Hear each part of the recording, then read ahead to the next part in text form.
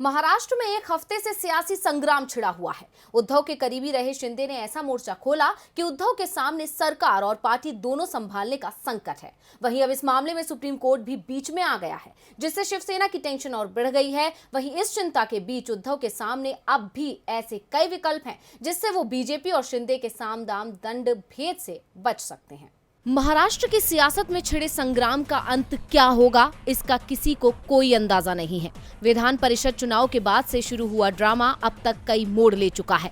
कभी इस ड्रामे में उद्धव के करीबी नेता से बागी बने शिंदे अपने साथियों की तादाद बढ़ाकर सत्ता और पार्टी पर संकट लाते हैं, तो कभी उद्धव से लेकर आदित्य और संजय राउत तक शिंदे गुट को ललकारते हैं।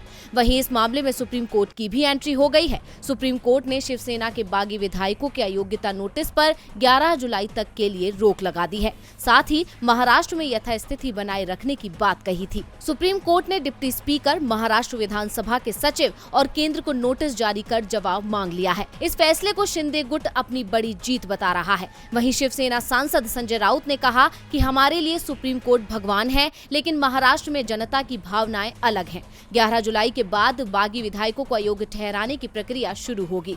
वहीं नाना पटोले ने कहा कि उद्धव सरकार 5 साल तक चलेगी। एकनाथ शिंदे अपने 7 विधायकों की जो संख्या बल होने का दावा कर रहे हैं वो सही नहीं है। सही संख्या बल हमारे पास है।